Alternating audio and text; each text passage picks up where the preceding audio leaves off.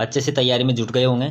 Students, आज अपन इस class पर पढ़ेंगे 50 ऐसे इंपॉर्टेंट प्रश्न जो आगामी एग्जाम को देखते हुए बहुत ही इंपॉर्टेंट है। तो जुड़ जाइए वीडियो से और बने रहिए वीडियो के अंत तक। ओके, अपनी क्लास का पहला क्वेश्चन है यहाँ पर कि नथमल और सलीम सिंह की हवेलियां स्थित हैं। तो कहाँ पर स्थित हैं? सिरोही, जैसलमेर, जोधपुर, बीकानेर। तो कहाँ पर स्थित है नथमल और सलीम सिंह की हवेलियां? तो अपना राइट आंसर क्या हो जाएगा यहाँ पर? जैसलमेर में। कि जो नथमल और सलीम सिंह की हवेलियां स्थित हैं वह जैसलमेर में स्थित है। Important question. नेक्स्ट क्वेश्चन है यहाँ पर कि अधोलिखित में से कौन सा एक राजस्थान का मंदिर सुमेलित नहीं है? तो कौन सा मंदिर है जो सुमेलित नहीं है? ऑप्शन ए है बारह देवरा शिव मंदिर भीलवाड़ा, सूर्य मंदिर झालरापाटन, करणी माता मंदिर बीकानेर, जगत शिरोमणि मंदिर उदयपुर। तो कौन सा है जो सुमेलित नहीं है? तो अपना डी करेक्ट हो जाएगा, जगत शिरोमणि मंदिर उदयपुर में। ठीक, तो यह असुमेलित है। ठीक है, अगला क्वेश्चन अपना होगा वो है कि निम्नलिखित में से किस जिले में अंतरराष्ट्रीय और अंतरराज्यीय सीमा दोनों है?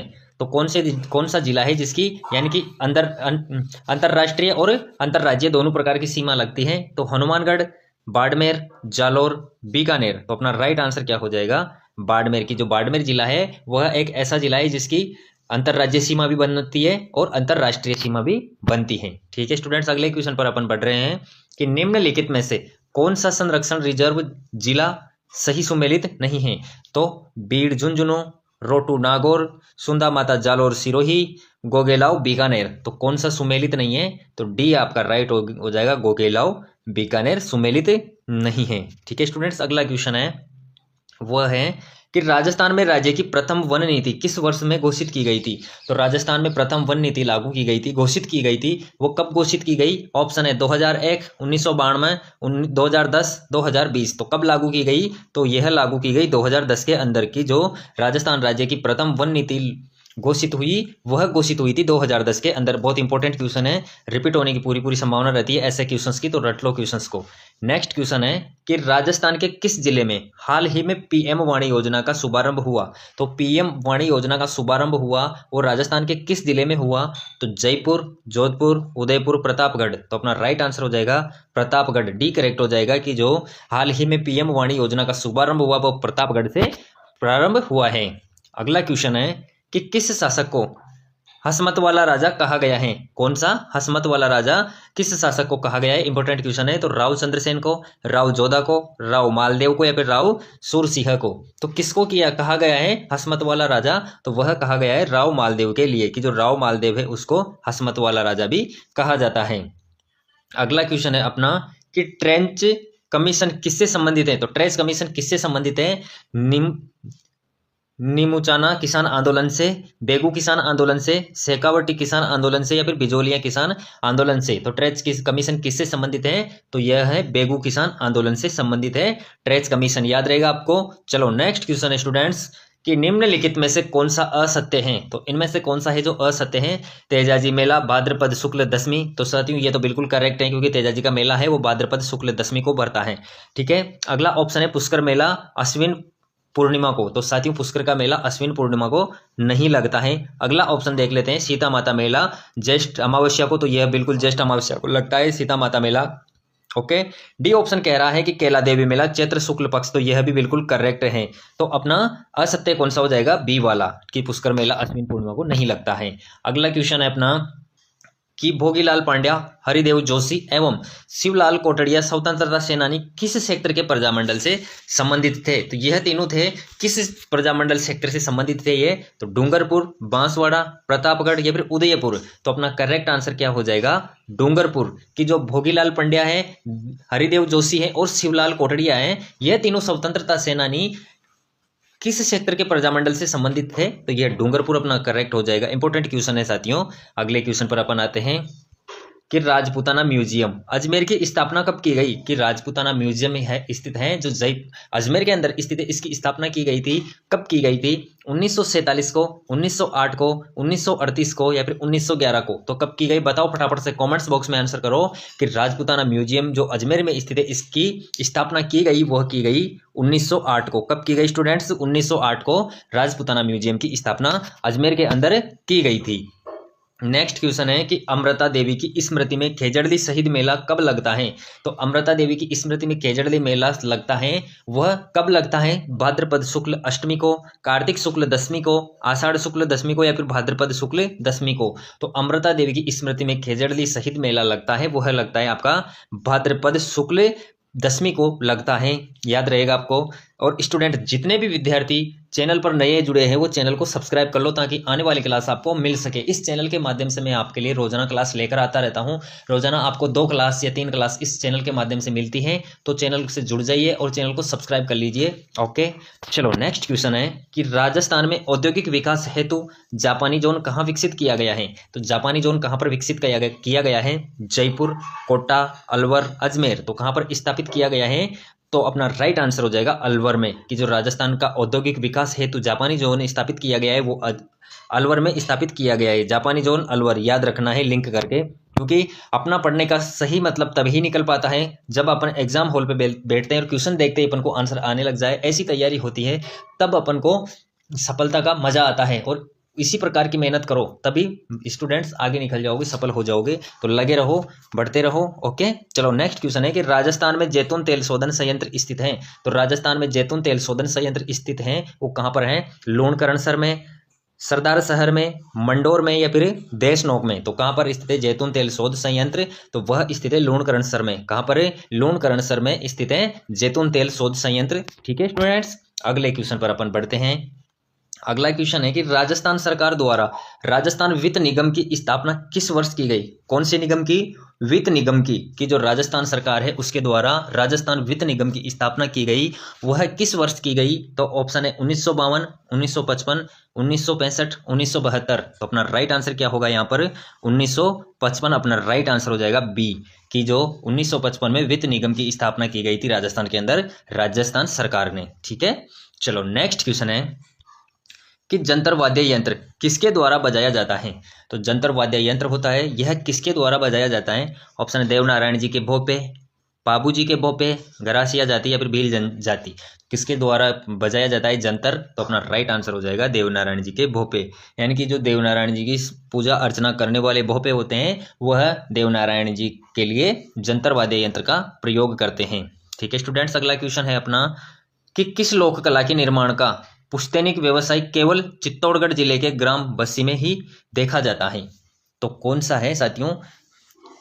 तो फड़, सांची, वेल, कावड़। तो कौन सा है? तो अपना राइट आंसर हो जाएगा कावड़, की जो कावड़ है वह चित्तौड़गढ़ जिले के ग्राम बस्सी में ही देखा जाता है। यह एक पुश्तैनिक व्यवसाय है। अगला क्वेश्चन है अपना कि विजय सिंह पथिक का वास्तविक नाम था। इंपॉर्टेंट क्वेश्चन है साथियों, कि जो विजय सिंह पथिक थे उनका वास्तविक नाम क्या था? भूप सिंह गुर्जर, भाग सिंह गुर्जर, बहादुर सिंह गुर्जर, या फिर बादल सिंह। तो क्या नाम था? विजय सिंह पथिक का वास्तविक नाम था भूप सिंह गुर्जर। क्या था? भूप सिंह गुर्जर विजय सिंह पथिक का वास्तविक नाम था। ओके स्टूडेंट्स, अगला क्वेश्चन कि निम्न में से पगड़ी का आभूषण कौन सा है?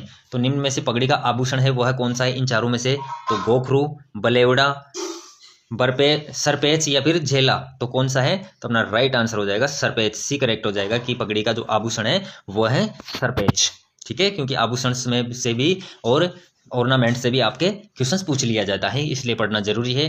ठीक है, अगला है कि रागमाला किसके द्वारा रची गई? तो रागमाला नामक जो पुस्तक है वह किसके द्वारा रची गई है? तो पुंडरीक विठल, कुंभा, उस्ताद चांद खान, पंडित भावभट्ट। तो रागमाल किसके द्वारा रचित है? तो वह पुंडरीक विठल के द्वारा रचित है रागमाला। ठीक है, तो रागमाला पुस्तक के रचयिता हो जाएंगे पुंडरीक विठल, याद रहेगा आपको। चलो नेक्स्ट क्वेश्चन है वो है यहाँ पर कि बर्ली स्टोन एपिग्राफ शिलालेख चिन्हित किया गया। तो कहाँ से चिन्हित किया गया? बर्ली स्टोन एपिग्राफ शिलालेख है तो संस्कृति पांडुलिपि में, ब्राह्मी पांडुलिपि में, प्राकृत पांडुलिपि में, या फिर खरोष्टी पांडुलिपि में। तो किसमें कौन सी शिलालेख है वो चिन्हित किया गया है? तो अपना राइट आंसर हो जाएगा ब्राह्मी पांडुलिपि में, कि बर्ली स्टोन है एपिग्राफ वो चिन्हित किया गया है। तो यानी कि वो लिखा हुआ है वह ब्राह्मी पांडुलिपि में लिखा हुआ यह चिन्हित किया गया है। अगला क्वेश्चन है वो है कि राजस्थानी संस्कृति में ओलंदी क्या है? तो ओलंदी क्या है? विवाह का एक प्रकार, लोक संगीत का एक प्रकार, नववधु के साथ जाने वाला पुरुष या स्त्री, क्षेत्रीय खेल का एक प्रकार। तो क्या है? तो राजस्थानी संस्कृति में ओलंदी है वह एक प्रकार का नववधु के साथ जाने वाला पुरुष या स्त्री है। ठीक है, चलो नेक्स्ट क्वेश्चन है कि दुर्गादास राठौड़ की छतरी किस राज्य में स्थित है।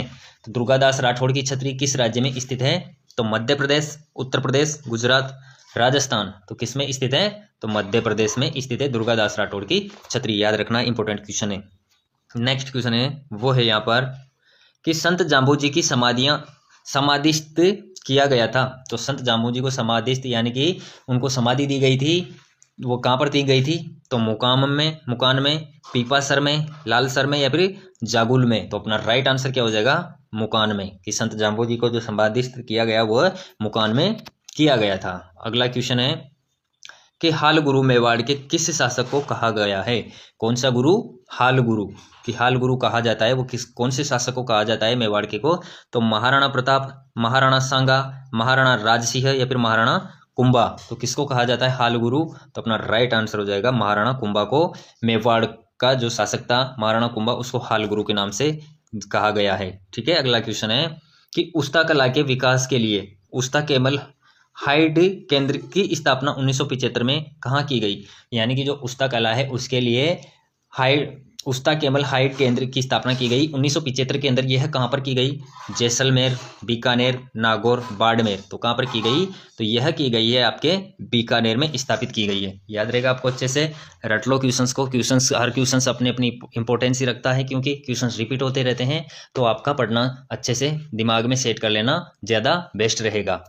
ओके स्टूडेंट्स, और जितने भी विद्यार्थी चैनल पर नए हैं चैनल को सब्सक्राइब कर लो, आपको डेली क्लासें यहाँ से मिलती रहती हैं। ओके स्टूडेंट्स, चलो नेक्स्ट क्वेश्चन है कि चांद तैयब, राम सिंह बाटी, साहिबा एवं उष्णा चित्रकार निम्न में से किस चित्र शैली से संबंधित हैं। तो यह चारों जो चित्रकार हैं यह किस शैली से संबंधित हैं। तो किशनगढ़, सिरोही, नागौर और अजमेर। तो अपना राइट आंसर क्या हो जाएगा, अजमेर। ठीक है स्टूडेंट्स, डी करेक्ट आंसर हो जाएगा।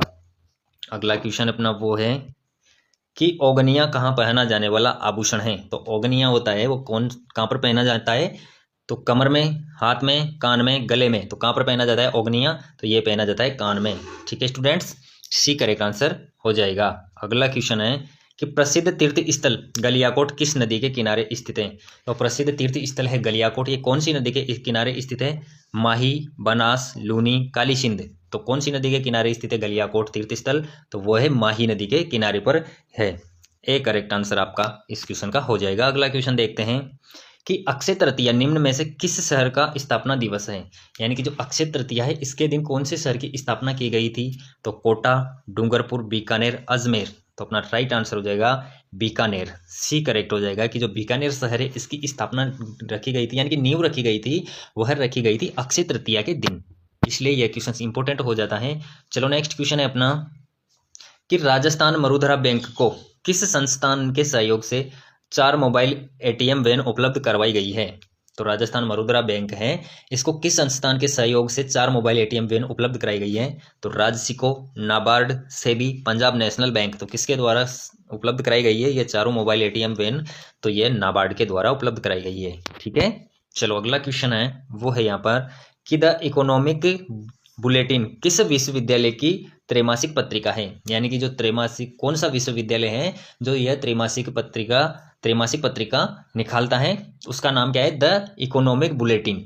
तो ऑप्शन है स्वामी केशवानंद राजस्थान कृषि विश्वविद्यालय, बी ऑप्शन है महाराजा गंगा सिंह विश्वविद्यालय, सी ऑप्शन है राजस्थान विश्वविद्यालय, डी ऑप्शन है राजस्थान तकनीकी विश्वविद्यालय। तो अपना राइट आंसर क्या हो जाएगा, सी राजस्थान विश्वविद्यालय। की जो राजस्थान विश्वविद्यालय है यह एक त्रैमासिक पत्रिका का प्रकाशन करता है जिसका नाम है द इकोनॉमिक बुलेटिन। क्या है, the economic bulletin. Important question है, साथ पूछा गया क्वेश्चन है और पूरी संभावना होती है इस प्रकार के क्वेश्चंस की दोबारा रिपीट होने के लिए। ठीक है।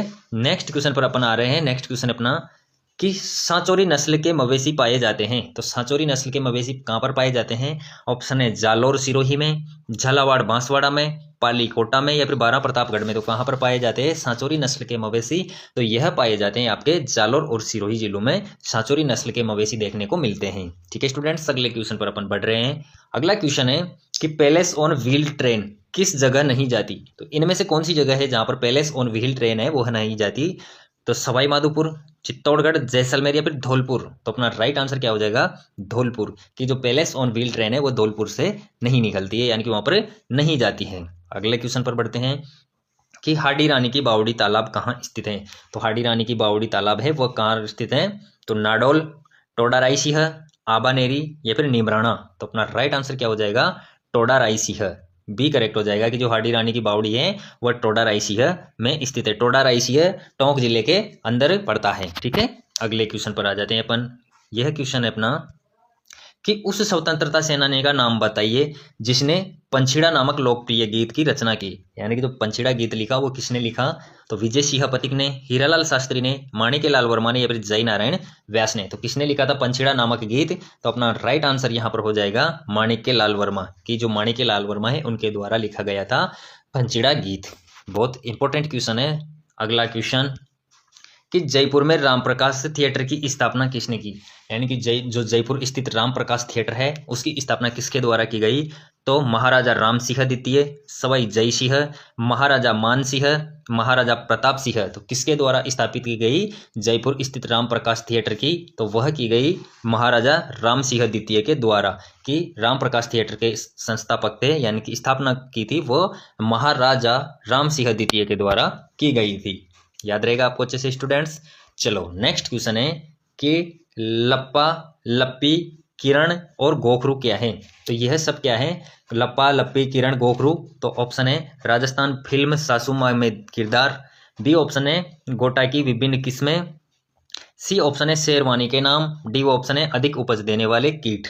तो यह सब क्या है, तो बी करेक्ट हो जाएगा अपना कि गोटा की विभिन्न किस्में हैं। कौन से, लप्पा, लप्पी, किरण और गोखरू। ओके स्टूडेंट्स, चलो बढ़ते हैं अपने अगले क्वेश्चन पर। अगला क्वेश्चन है अपना कि कनक सागर एक है। तो कनक सागर क्या है, रामसर स्थल, कृष्ण मृग अभ्यारण्य, बाघ अभ्यारण्य या फिर पक्षी अभ्यारण्य। तो कनक सागर क्या है, तो कनक सागर एक पक्षी अभ्यारण्य है। क्या है स्टूडेंट्स, पक्षी अभ्यारण्य, क्योंकि यहाँ पर दूर दूर से अनेक प्रकार के और अलग अलग नस्ल के, अलग अलग किस्म के प्रवासी पक्षी यहाँ पर आते हैं, इसलिए इसे पक्षी अभ्यारण्य भी कहा जाता है कनक सागर को। याद रहेगा आपको। चलो नेक्स्ट क्वेश्चन है कि राजौरगढ़ के कलात्मक वैभव किस काल से संबंधित हैं। यानी कि जो राजौरगढ़ के कलात्मक वैभव हैं वो किस काल से संबंध रखते हैं, गुर्जर प्रतिहार से, राठौड़ से, चौहान से या फिर गुहिल सिसोदिया से।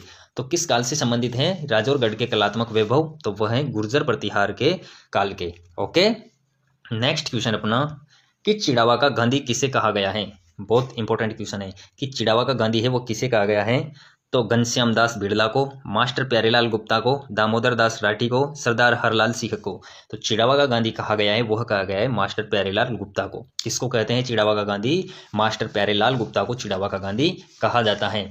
स्टूडेंट्स जितने भी विद्यार्थी चैनल पर नए हैं वो चैनल को सब्सक्राइब कर लो। मैं यही कहूँगा आप एग्जाम की तैयारी के लिए मेहनत कीजिए, हम आपके लिए क्लास बनाकर अच्छे अच्छे क्वेश्चंस हम लेकर आएंगे। तो जुड़ जाइए चैनल से, चैनल को सब्सक्राइब कर लीजिए और वीडियो के अंत तक बने रहने के लिए धन्यवाद, क्योंकि इसी के साथ अपनी क्लास यहाँ पर ख़त्म होती है। Okay, thank you.